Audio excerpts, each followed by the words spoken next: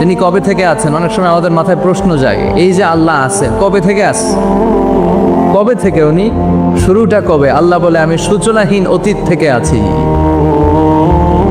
আমি এমন অতীত থেকে আছি যেই অতীতের কোনো সূচনা নাই। সুবহানাল্লাহ বলবেন না? আবার আমি সীমাহীন ভবিষ্যৎ পর্যন্ত থাকবো। সুবহানাল্লাহ পড়ে। এমন ভবিষ্যৎ যেটা সীমা নাই, এমন অতীত যেটা শুরু হয় নাই, তিনি হচ্ছেন আল্লাহ। চিল্লায় বলেন তিনি কে?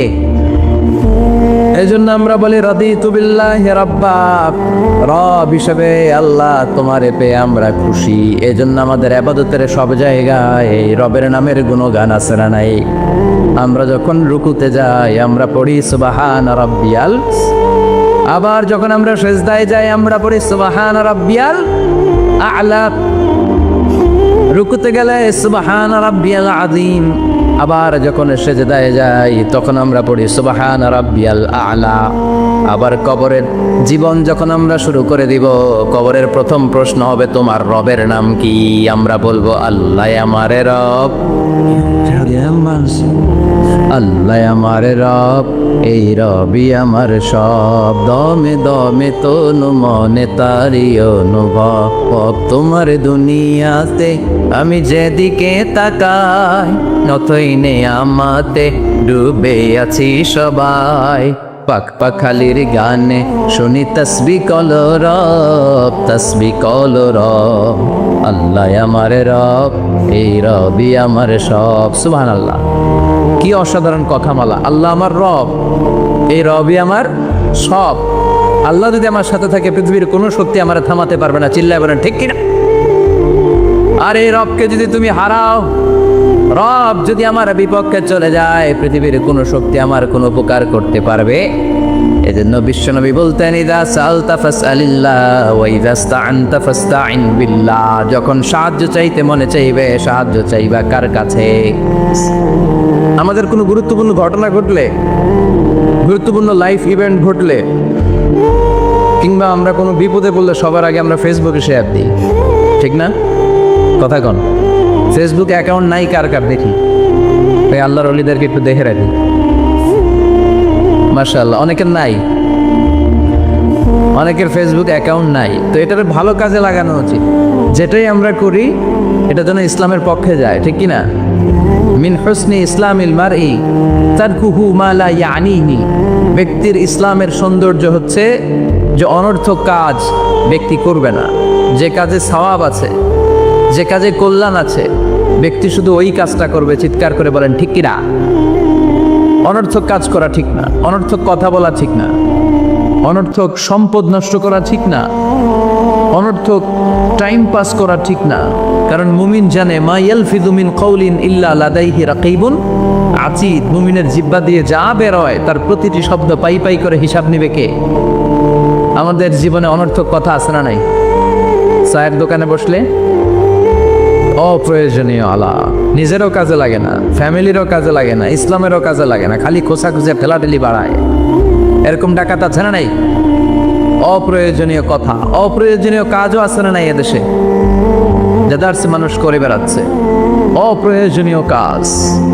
হুজুরে পাইলে হাজার হাজার ছবি আছে না নাই? এটা অপ্রয়োজনীয় না? হজে গিয়েছিলাম, কমসে কম 10,000 ছবি তুলছে আমার সাথে হাজিরা। অপ্রয়োজনীয়, প্রয়োজন নাই। এসেছে ইবাদত করতে, হুজুর একটা সেলফি। ইয়াং ছেলেপেলারা সেলফি তোলে বেশি। আর বুঝলাম না, আঙ্গুল দুটো এরকম করে রাখ। আমি গেলাম এটা কি? হুজুর ইটস গ্যাংনাম স্টাইল। এটা কি? Gangnam style. এরকম বাঁকা করে থাকবে আর এরকম যেটা ছবি তুলবে। এগুলো অনর্থক। মুমিন ওই কাজ করবে যে কাজটা constructive, fruitful for him, for his family and for the society। যেটা তার নিজের কাজে আসবে, যেটা তার ফ্যামিলির কাজে আসবে, যেটা সমাজের কাজে আসবে, এই কাজগুলো করার দরকার আছে না নাই? আমার দেশের যুবক ছেলেগুলো অপ্রয়োজনীয় কোনো কারণ নাই এই সমস্ত কাজে ঝগড়া বিবাদে আলাপে লিপ্ত থাকার কারণে তাদের যে ইনোভেটিভ পাওয়ার আল্লাহ তাআলা দিয়েছেন এটাকে তারা কাজে লাগাতে পারে না। আমাদের দেশের যুবকদের কিন্তু অনেক ম্যারিট, তারা যখন পৃথিবীর বিভিন্ন দেশের ইউনিভার্সিটিগুলোতে পড়ে তারা র্যাঙ্কিংয়ে 1 নম্বরে আসে একেবারে। আমি যে ইউনিভার্সিটিতে পড়ি, ইন্টারন্যাশনাল ইসলামিক ইউনিভার্সিটি মালয়েশিয়া, ওখানে বাংলাদেশিদের ফলাফল রেজাল্ট সবচেয়ে ভালো। হার্ভার্ডে যান, ক্যামব্রিজে যান, অক্সফোর্ডে যান, যেখানেই যাবেন বাংলাদেশিদের ফলাফল অনেক ভালো। তো তারা সেখানে অপ্রয়োজনীয় কাজে তাদের সময়কে নষ্ট করে না। এজন্য যুবক ভাইয়েরা, তোমাদের আছে প্রাণ ঢালা উচ্ছ্বাস, অনেক শক্তি তোমাদের গায়ে। এখন তোমাদের রক্ত গরম, তোমাদের এই গরম রক্ত ইসলামের কল্যাণে কাজে লাগাইতে হবে। শুধু সেলফি তুইলা সময় নষ্ট করা যাবে না, চিল্লা বলো ঠিক কিনা? কিছুদিন আগে আমি দেখলাম মানবতার দেয়াল। কিসের দেয়াল? কিছু ছেলে পেলে নিউ আইডিয়া বের করেছে যে এটার নাম মানবতার দেয়াল। খুব সম্ভবত মসজিদের এক ওয়ালের মধ্যে তারা লিখেছে মানবতার দেয়াল, আর কিছু হ্যাঙ্গার টানিয়ে রেখেছে, আর বলেছে যেটা অপ্রয়োজনীয় রেখে যান, আর যেটা আপনার লাগবে নিয়ে যান। এই যে শীত, প্রচন্ড শীতে অনেকের জ্যাকেট নাই, আমাদের কয়েকটা করে জ্যাকেট, জাম্পার, সোয়েটার, চাদর, মাফলার, অনেকের একটাও নাই, আছে না নাই? তারা দেয়ালের নাম দিয়েছে মানবতার দেয়াল। এখানে আপনার অতিরিক্ত পুরান জ্যাকেট থাকলে রেখে যান। তো অনেকে পুরান জ্যাকেট, মাফলার, চাদর ওখানে ঝুলিয়ে রেখে গিয়েছে। আবার লিখে দিয়েছে যার লাগবে তিনি নিয়ে যান। যার মাফলার নাই, যার জ্যাকেট নাই, চাদর নাই, তারা এসে নিয়ে যাচ্ছে। এটা একটা সুন্দর আইডিয়া না? তো চায়ের দোকানে ছেলেপেলেগুলো যদি মারামারি করতো, অপরাজনীতি করতো, গুতাগুতি করতো, কিলাকিলি করতো, তাহলে মাথা থেকে এই আইডিয়াগুলো বেরোতো? কথা বলেন। Human capacity is amazing. কি পরিমাণে আল্লাহ তাআলা যে আমাদেরকে ক্যাপাসিটি দিয়েছে, আমাদেরকে যে কত প্রিভিলেজ আল্লাহ তাআলা আমাদেরকে দিয়েছে আমরা জানিই না। আমরা আমাদের দেহে কত শক্তি, সম্ভাবনা নিয়ে যে ঘুরে বেড়াই, আমরা অনুধাবন করি না। এজন্য সময়গুলোর কাজে লাগাও। কিন্তু আফসোসের সাথে লক্ষ্য করা যাচ্ছে যুবকদের চরিত্রকে ধ্বংস করে দেওয়ার জন্য যে কয়েকটা হাতিয়ার আছে সবগুলো বাংলাদেশে আছে না নাই? ইয়াবা আছে না নাই? ফেন্সিডিল আছে না নাই? হিরোইন আছে না নাই? মারিজুয়ানা আছে না নাই? এই ফেন্সিডিল, ইয়াবা আগে শুনতাম ইউনিভার্সিটির ছেলেরা খাইতে, এরপরে নাইমা আসলো কলেজে, এরপরে হাই স্কুলে, এখন প্রাইমারি ছেলেদের হাতেও ইয়াবা ঢুকছে। চিল্লা এখন ঠিক কিনা? দেশের যুব সমাজ আজকে কোথায়? পর্নোগ্রাফি, এক একটা মোবাইল এক একটা হিন্দি সিনেমার কারখানা। ইন্ডিয়ান নায়িকাদের কোমর দোলানো ডান্স আছে না নাই? স্মার্টফোন নিয়ে ছেলে স্মার্ট হয়, কিন্তু ইমান, আখলাক, চরিত্র সব শেষ। অপরাজনীতি, রাজনীতির নামে মন্দ, খারাপ, প্রতিহিংসামূলক ছাত্র রাজনীতি। নেতারা এই যুবক ছেলেদেরকে ইউজ করে, ওর বিরুদ্ধে ও মার, তুই ওরে মার, ওনারা থাকে অন্য জায়গায়, আছে না নাই? এভাবে আমাদের দেশের ছেলেদের চরিত্র, তাদের সম্ভাবনাকে আমরা নষ্ট করে দিচ্ছি। যুবক ভাইয়েরা, in the day of judgment, কিয়ামতের কঠিন ময়দানে আল্লাহ তাআলা 7 শ্রেণীর ব্যক্তিকে তার আরশের নিচে ছায়া দিবেন। এর মধ্যে এক শ্রেণী হচ্ছে তোমরা যারা যুবক, শাবুন নাশাআ ফি ইবাদাতিল্লাহ। ওই যুবক যারা তাদের যৌবনে, তাদের সময়টা, তাদের দিন, তাদের রাত তারা আল্লাহর ইবাদতে কাটিয়েছে। সুবহানাল্লাহ পড়েন। 7 শ্রেণীর মধ্যে 2টা শ্রেণী হলো যুবক। একটা হলো যৌবন সময়ে যারা আল্লাহর ইবাদতে রাত কাটায়, সময় কাটায়।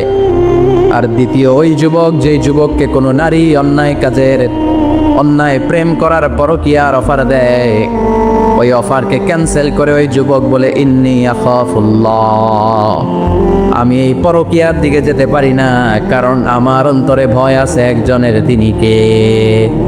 যাদের হৃদয়ে আছে আল্লাহর ভয়, তারা কবু পথ ভুলে যায় না।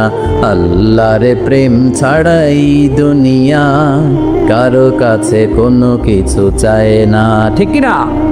রাতের আধারে যারা সেজদাতে রয়, দু চোখের শ্রুতে নদী যেন বয়। আল্লাহু আকবার। তো তাহাজ্জুদ করবে কখন? ফজরই তো পড়তে পারে না, আছে না নাই? রাতের আধারে যারা সেজদাতে রয়, দু চোখের শ্রুতে নদী যেন বয়। ছলনার হাতছানি যতই ডাকুক, পেছনে ফিরেও সে তাকায় না। যাদের হৃদয়ে আছে আল্লাহর ভয়, তারা কবু পথ ভুলে যায় না। আল্লাহর প্রেম ছাড়া এই দুনিয়ায় কারো কাছে কোনো কিছু চায় না। চিল্লায় বলেন ঠিক কিনা? তার মানে প্রথম হচ্ছে এক যুবক, যেই যুবক তার যৌবন কালের সময়টা আল্লাহর ইবাদতে কাটায়। দ্বিতীয় হলো এমন যুবক পরকীয়ার অফার পেয়ে সে বলে আমি ভয় পাই একজনকে, তিনি কে? এই জন্য যুবক, তোমার অন্তর আল্লাহর ভয় থাকতে হবে। তোমার সময়টা এমনি কাটানো যাবে না, ইবাদতে কাটাতে হবে, ঠিক কিনা? এই জন্য আমরা নামাজের পরে বলি রাদিতু বিল্লাহি রাব্বা, আল্লাহকে রব হিসেবে পেয়ে আমরা খুশি। তারপরে বলি অবিল ইসলামে দিনা, ইসলামকেও দিন হিসেবে পেয়ে আমরা খুশি না বেজা? খুশি। কথা কন, খুশি না? আপনি খুশি হইলে আপনার লাভ, খুশি না হইলে আপনার লস। ইসলামের বিজয়কে সমুন্নত করবে কে? ইসলামের পতাকা পথ পথ করে হোয়াইট হাউসের উপরেও একদিন ঝুলবে। চিল্লায় বলেন ঠিক কিনা? আল্লাহ বলেন খবরদার, ফু দিয়ে ইসলামের বাতি তোরা নিভাতে পারবি না।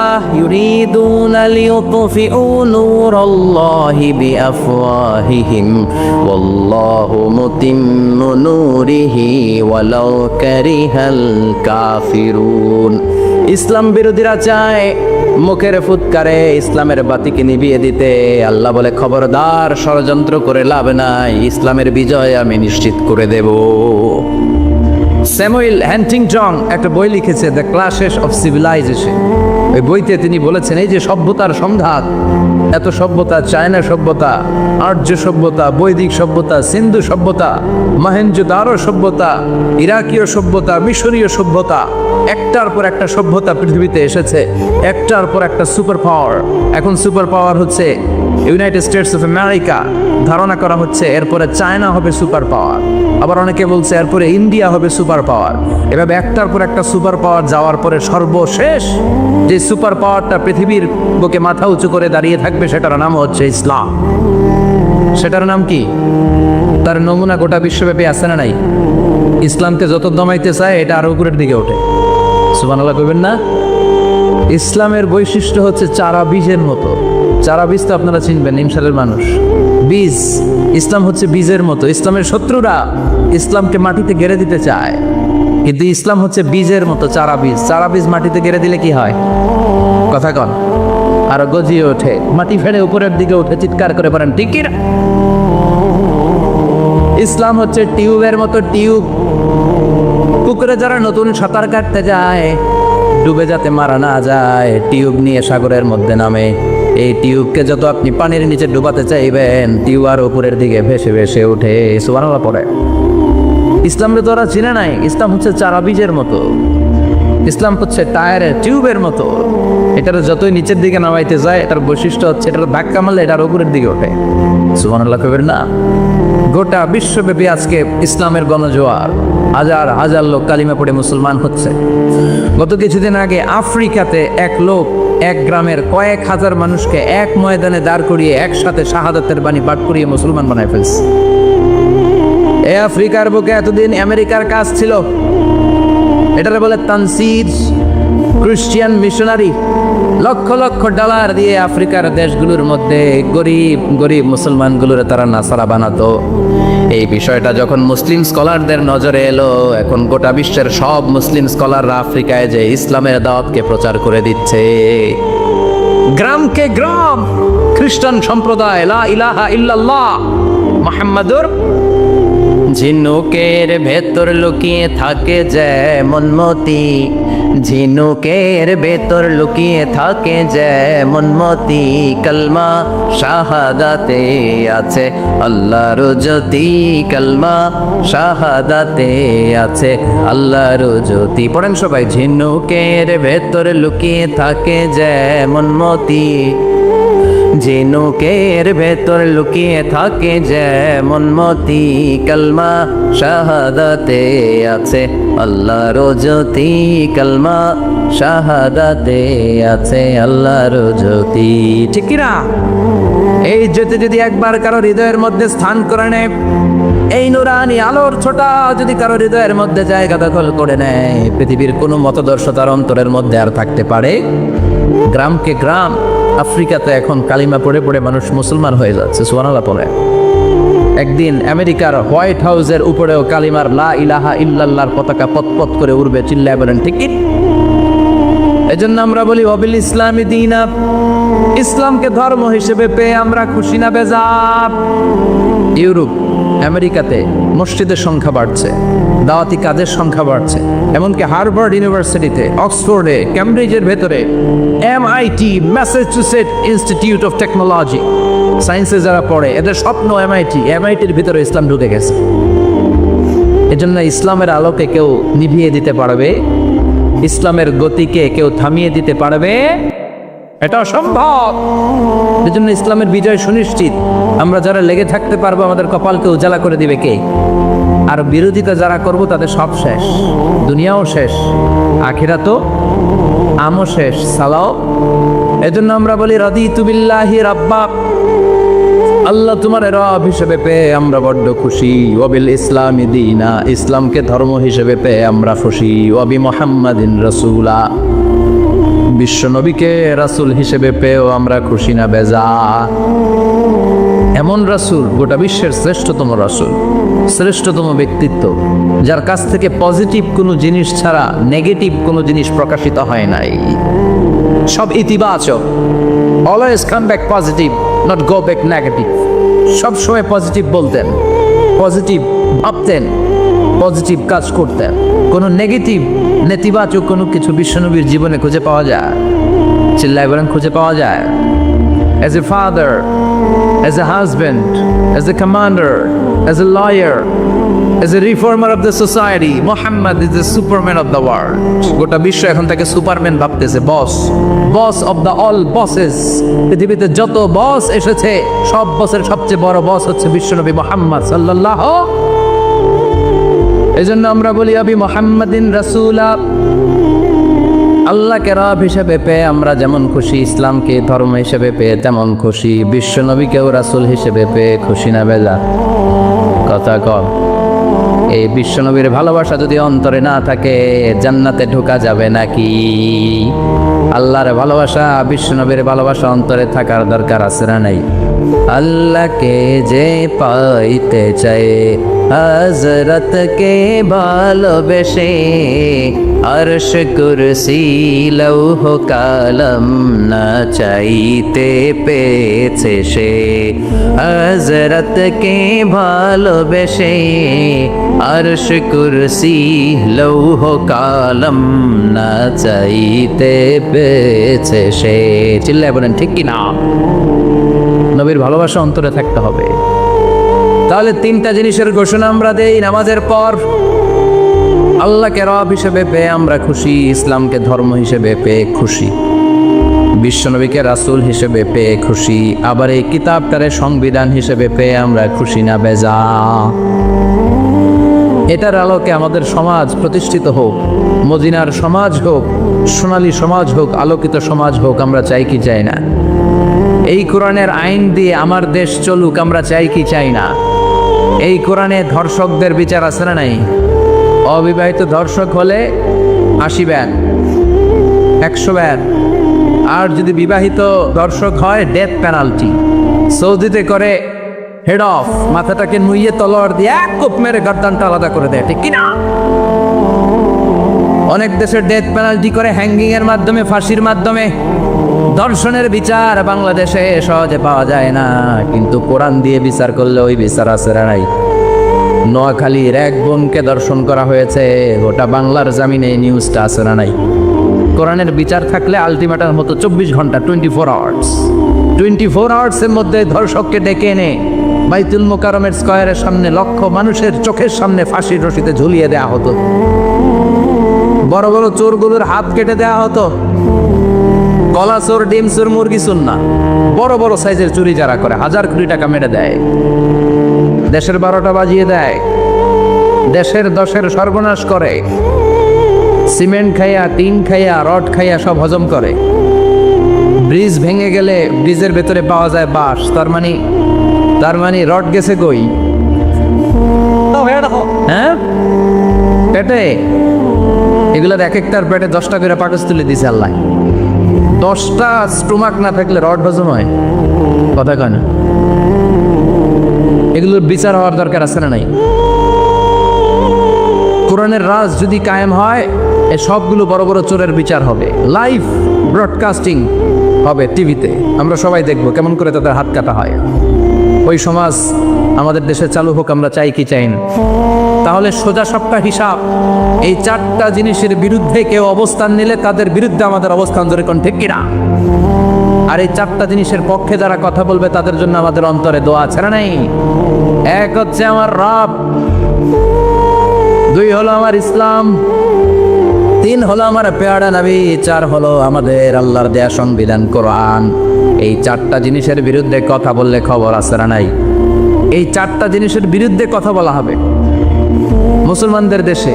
এই চারটা জিনিসকে কটূক্তি করা হবে, অপমান করা হবে, আর এর বিরুদ্ধে প্রতিবাদ আসবে না। মুমিন চুপ করে বসে থাকবে, সেটা মুমিন নয়, সেটা মুনাফিক। চিল্লায় বলেন ঠিক কিনা? 99 মার্ডার করার পরে তার মনে ভয় আসলো, হায় রে, না জানি আল্লাহ আমার সাথে কেমন আচরণ করে আখিরাতে। আমার তওবা আছে কিনা কপালে জানি না, আমার তো ক্ষমা নাই, কি করব আমি? তো সে লোকজনদেরকে জিজ্ঞেস করলো, আমার ক্ষমা আছে কিনা, এটা কে বলতে পারবে? আমাকে আল্লাহ মাফ করবে কিনা? তারা সবাই বললো, এই এলাকায় এক আল্লাহর ওলি আছে, তার কাছে যাও। সে আল্লাহর ওলির কাছে যেয়ে বলে, ও আল্লাহর ওলি, আমি 99টা হত্যা করেছি, 99টা মার্ডার, আমার কপালে ক্ষমা আছে কিনা তুমি একটু বলো। আল্লাহর ওলি কই, কি বললা? 99টা মার্ডার? হায় হায় সর্বনাশ, তোর কোনো ক্ষমা নাই। এবার যে মার্ডার করছে ওই কয়, আমার যেহেতু ক্ষমা নাই, তোরে বাঁচায় রেখে লাভ কি, তোরেও দিলাম শেষ কইরা। এবার সেঞ্চুরি করে ফেলাইছে। কথা বুঝতেছেন? আমার যেহেতু ক্ষমা নাই, তো তোরে বাঁচায় রেখে কি লাভ, তোরেও শেষ করে দিলাম। এবার সেঞ্চুরি।